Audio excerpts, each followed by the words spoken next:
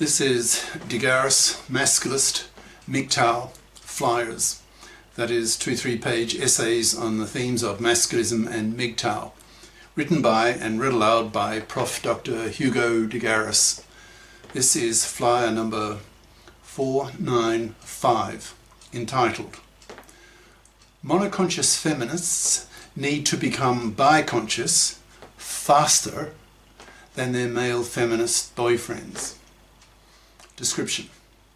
Masculists can not only target the male feminist boyfriends of monoconscious feminists, causing these boyfriends to see their feminist girlfriends as MFBs, that's monoconscious feminazi bigots, and dump them.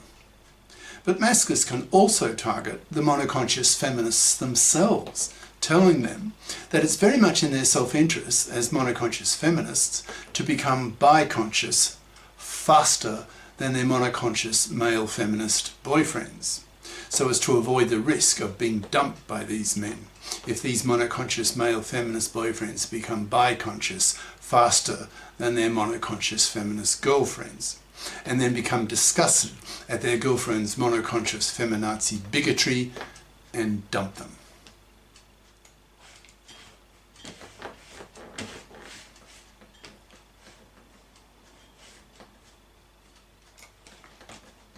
Something strange. Not. Give up. Huh? Real time. Okay, the flyer itself.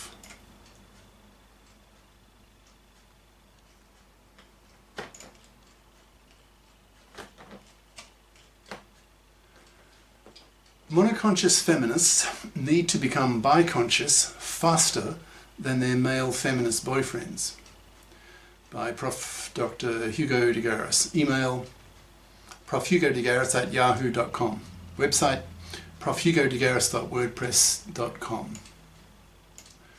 Why do I make this claim that monoconscious feminists need to become biconscious faster than their male feminist boyfriends? This flyer answers this question.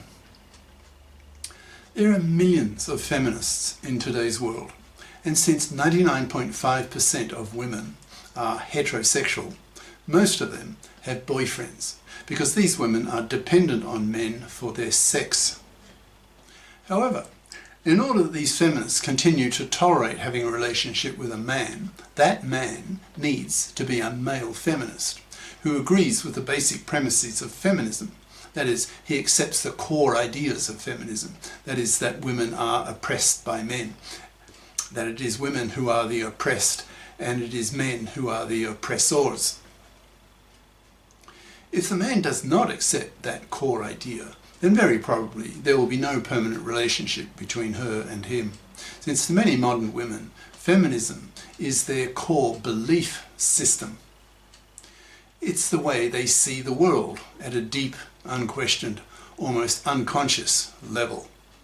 To have one's core belief system seriously questioned and challenged is to feel real cognitive dissonance. That is, it generates real psychological discomfort and feels profoundly emotionally threatening. For example, imagine going up to some Roman Catholic priest and telling him bluntly, quote, "Hey, priest, there's no God. You've wasted your whole adult life." End quote. Obviously, that priest would not accept what you say, since if he did, that would utterly shatter his whole self-image, his view of what and who he is, which would be profoundly destructive of his psyche and his feeling of self-worth. It might even drive him to suicide. So playing with someone's core belief system is a dangerous business. It's terribly psychologically destructive and even malevolent. So why are masculists considering doing this to feminists, to monoconscious feminists?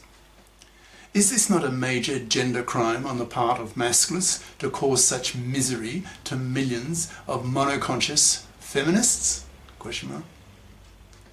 You could certainly argue that way, but to biconscious masculists there are higher goals at stake, and they are the liberation of men from decades-long man's slavery of men at the hands of fluffies and monoconscious fluffy feminists who know nothing about masculism, nor how women oppress men far worse than vice versa. So masculists see forcing monoconscious feminists to become biconscious as justified, since the rewards to men are greater than the costs to women, that is, to monoconscious feminists. One of the human groups that masculists target are the monoconscious male feminist boyfriends of monoconscious feminist girlfriends, so that when the monoconscious male feminist boyfriends become biconscious, they will start seeing their monoconscious feminist girlfriends as MFBs, that's monoconscious feminazi bigots, that is, closed-minded towards the idea that gender oppression is a two-way street, and that in fact women oppress men far worse than vice versa, with women's many decades-lasting gender crimes against men, the worst being women's, or fluffies, decades-lasting manslaving financial parasitism of men, women's decades-lasting paternity fraud, women's pill lying, women's hypocritical opposition to the masculist push for the legislation of the that's paternity rejection right, given that women have the maternity rejection right, commonly known as the abortion right, close brackets. So that women have the right to reject an unwanted pregnancy that would ruin her life, but men don't have the same right, so that millions of women pill lie to their boyfriends / partners / husbands, forcing him to have the kid and pay for it by law, thus manslaving him, in brackets, in capitals, for decades, a major gender crime by women against men, etc., etc. Thus masculists are angry and hateful towards manslaving women and are powerfully motivated to free themselves of this gender oppression of men at the hands of women, especially at the hands of the hated fluffy feminist hypocrite genociders who control the divorce courts, who routinely, on a daily basis, financially crucify and destroy the lives of one father in 4, in capitals, making their lives a misery and generating a burning hatred in these men against these monoconscious feminazi bitches.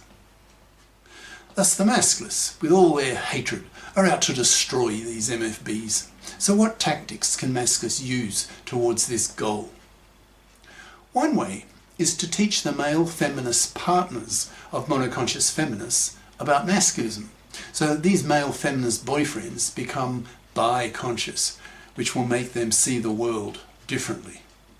They will learn that gender oppression is a two-way street, and that women oppress men worse than vice versa. So if he's being cajoled on a daily basis by his monoconscious feminist girlfriend that they live in a patriarchy, that men are pigs, oppressors, toxic, that men are male chauvinists, etc., then he will stop and think, saying to himself, and later aloud to her, quote, "The feminist issues you talk about are rather minor in comparison to the issues that masculists talk about.